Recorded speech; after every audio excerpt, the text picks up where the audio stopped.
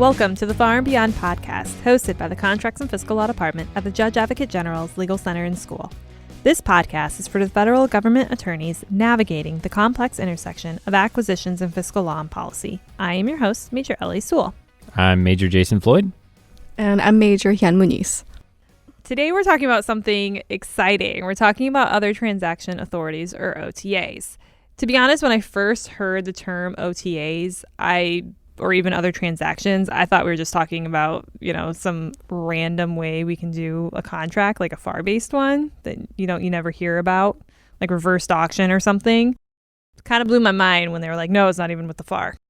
I feel that because when I first heard it, I was like, I tuned back into like the Star Wars, like these are not the droids you're looking for, like these are the other transactions, right?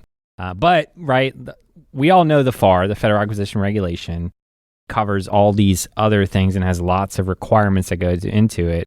What I don't specifically know is what goes into and what's covered by OTAs. I sort of think of it as like the Wild West of government contracting. I really just want to sing the Wild Wild West song by Will Smith right now. Going straight to the Wild Wild West. Okay. Oh, God. Ed, I need you. Ed, bring back Pirates of the Caribbean. Okay, so it's not quite the Wild West. There's not as many rules, right? But there are still rules. And on top of that, you want to think of OTAs as a specialized tool in our acquisition kit designed specifically for innovation. So innovation is a great buzzword. I feel like we're hearing it a lot these days being thrown around. But as a lawyer, I need to know what actually is an OTA. A gift, a secret handshake. You know what? Let's start with what it's not, Ellie, and it is not a secret handshake. Wait. So I don't feel left out now because it's not a secret handshake. There is a secret handshake. There's just not one for OTAs. So okay, sorry, Jason. You're still not quite in the inner circle. Let's start with again what it is not. It's an OTA is not a federal procurement contract, not a grant, or a cooperative agreement. Right, and because it's not either of those things, that's what means it's not subject to the FAR, right? Like those are the requirements, those are the things that are subject to the FAR. So wait, if it's not subject to the FAR, does that mean there are no rules? Like, are we just handing out bags of cash to, your tech startups in Silicon Valley? Well, I wish it were that simple. Yeah, I wish it were that simple, or maybe not, right? It's not subject to the FAR, but it is a legally binding agreement. It is still subject to fiscal law, criminal statute, the Procurement Integrity Act. However, it is exempt from the Competition and Contracting Act, the Contract Disputes Act, and cost accounting standards. So to understand why we have this, I think you got to go back to, 1957? The Soviet Union launching Sputnik, which is the world's first satellite, right? Exactly. The U.S. realized modern warfare depended on rocket technology and shifted the arms race to the space race. This led to the National Aeronautics and Space Act of 1958, which created NASA and gave them the very first authority to use other transactions. Congress basically said, the current procurement rules, they're just not fast enough for us to keep up in this space race. We need to put a man on the moon, and we need to do it through some other means, right?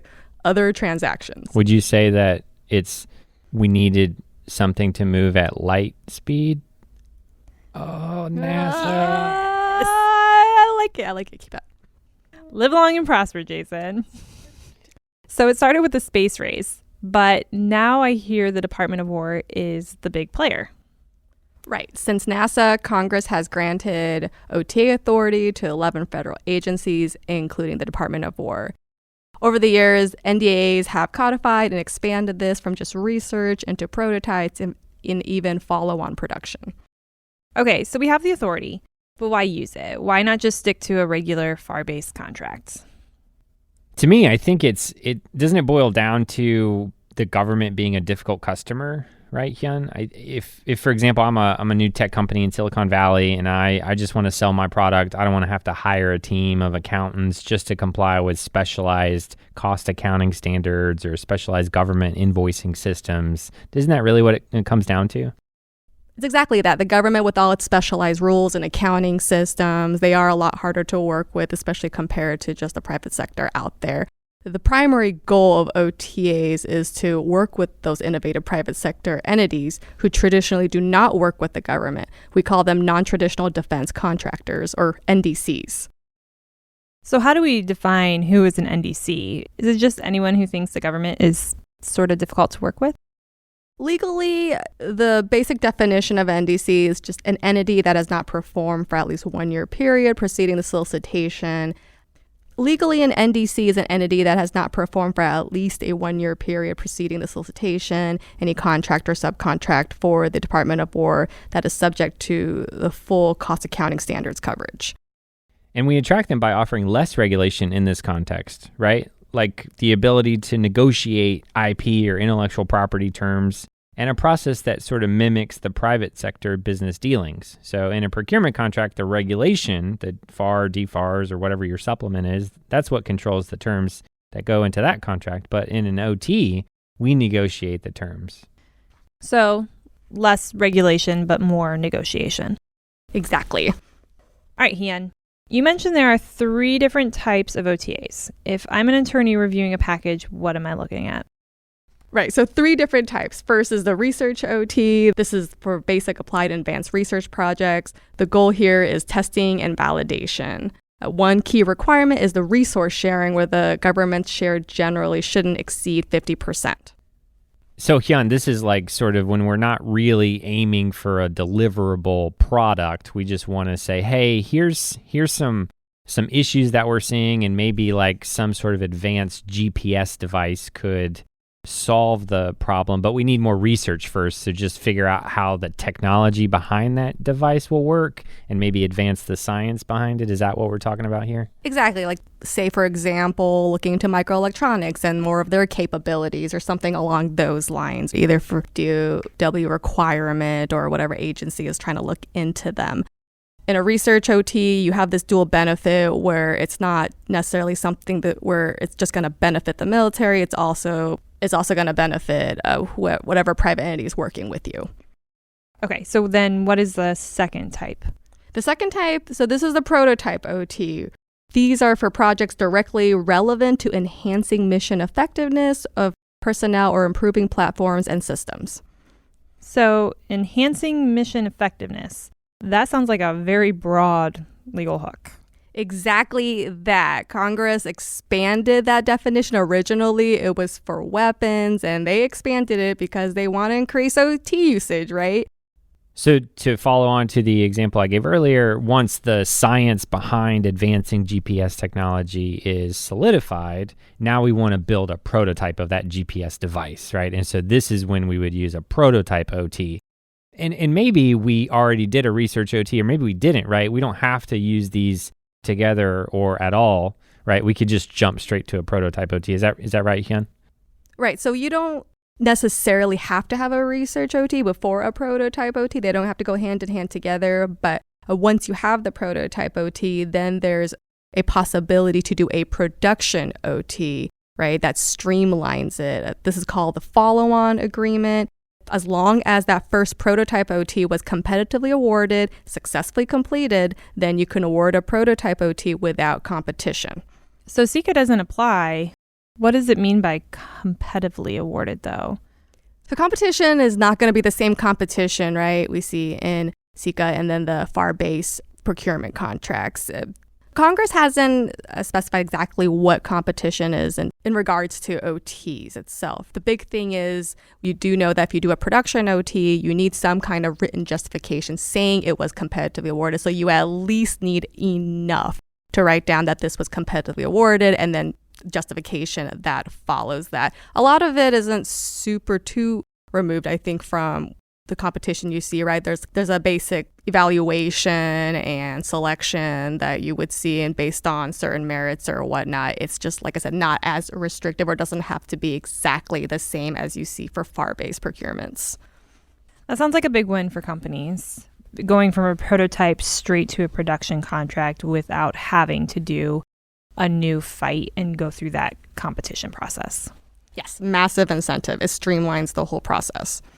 And some agencies do have sort of a defined process, even if Congress hasn't told us what that process looks like. I think one of the more famous one is like the CSO out of DIU, right? They do this commercial solutions opening where they sort of like take pitches, for example, right? And I know that's oversimplified, but just that's the flavor of competition, right? It's totally Shark Tank style. Absolutely. Oh, fantastic. Right? Listen, people, there's a solicitation for an OT. It's kind of unbounded, right? We don't have the same rules. There are no rules, right? No, there are rules, but you can go the traditional way for OTs where they submit written proposals, or you could have it the panel style, like kind of how you mentioned, basically Shark Tank, where they come in, the contractors come in, the NDCs come in, and they do these pitches. They can do live demonstrations. There's no restrictions, right? That sounds fantastic and really flexible. Creativity is kind of the key in OTs.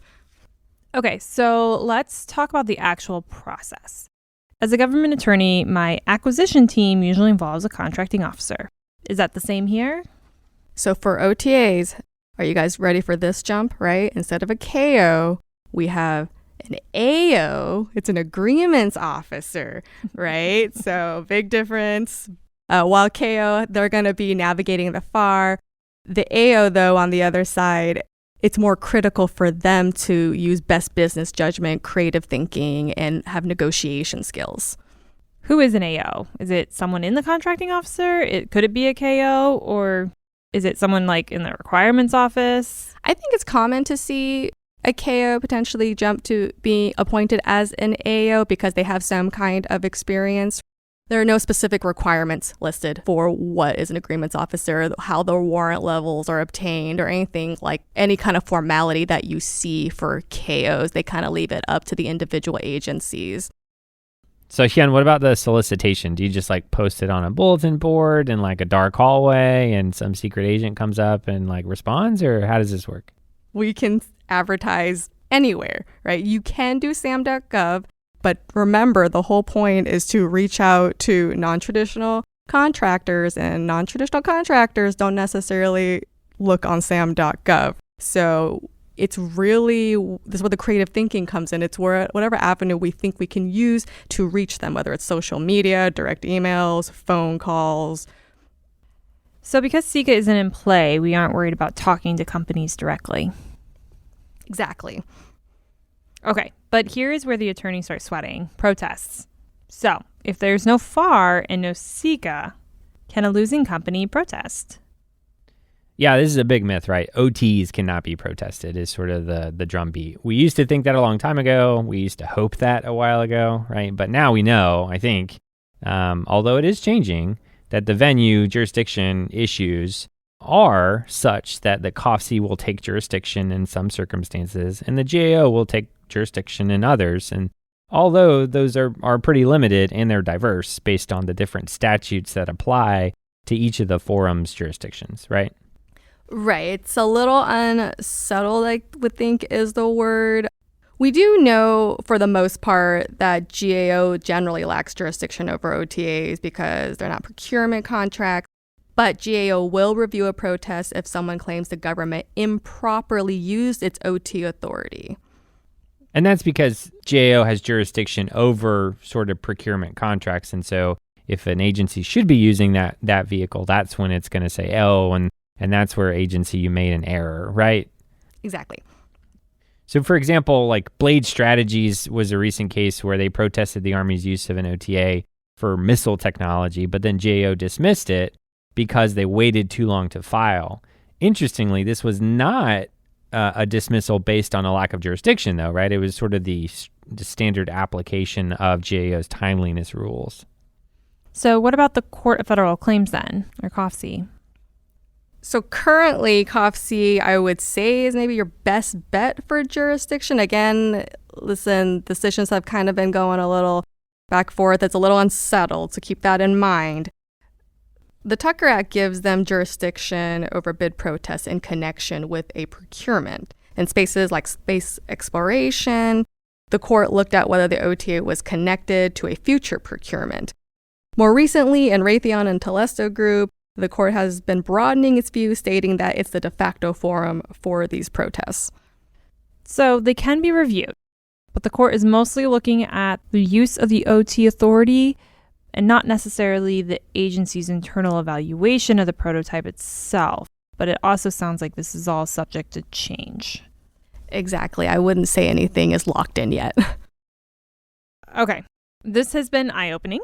I feel woefully inadequate in my job. Yeah. That's, I think, is a lot of help as we move forward and talk about OTAs more, because this is an area that is getting a lot of interest. It's Congress is promoting the increased use of OTAs. Not just Congress too, but I think the Secretary of War has also mentioned them as well. So I think OTAs is definitely something we all need to be at least aware of, and maybe some of the ins and outs of how they operate and the processes along with OTAs, because they are different than what a lot of us are really familiar with, which is the FAR, which is a very checklist by the book process, where OTAs doesn't really have that, it seems like. Has rules. There's some rules, but the rules encourage a lot of flexibility, creativity.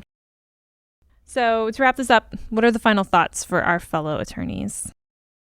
Yeah, so first, for me at least, don't always assume OTs are going to be the faster way to get what you need, right? So negotiating with some of these NDCs could be hard, because just because they're non-traditional doesn't mean they're a small company. It could be a very large company that just doesn't or hasn't had a CAS-covered contract in a while. So it could take longer, right, if you're negotiating with these folks and maybe they value their IP much more than we're willing to pay. So it's going to be innovation and the access to new contractors that are really driving the train on whether to use this authority or not.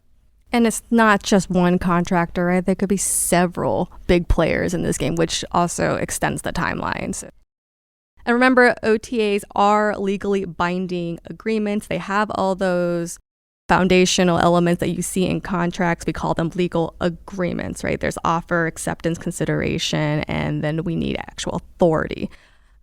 We still also want competition to the maximum extent practicable. We do have some streamlining avenues for OTs, but again, that rule, using your best business judgment, do you want to exclude competition altogether? No, you still want some competition. That is where you sometimes get your best products and your prices. So in summary, OTAs make the government a more appealing customer by mimicking private sector negotiations, what I gather, and then they require more creativity, critical thinking, and business sense than a standard procurement, because there's no FAR to hold your hand. Exactly. If you're a government attorney, don't be afraid of OTAs, right? I know we love our rules and our guidance, but we all should have some kind of sense of best business judgment, right, to guide us at each step of the way. Right, but we still do need to remember that these are all limited by the kind of thing we need. We either need research or we need prototyping, right? Right. Thank you again, Hyun, for joining us today, talking us through OTAs as we're trying to navigate this almost like a shiny new toy. From 1950. It seems like the shiny new toy, but you're right, Jason. It really has been around since 1950. Thank you for joining us today in this episode of Far and Beyond. Please make sure to follow us and subscribe on your favorite podcast platform. We'd love to hear from our listeners. Please continue to reach out to us on Facebook and LinkedIn. The information can be found in the show notes from today's episode. The views expressed today are those of the presenters, not that of the Judge Advocate General Corps, the Department of the Army, the Department of War, or the Department of the Air Force.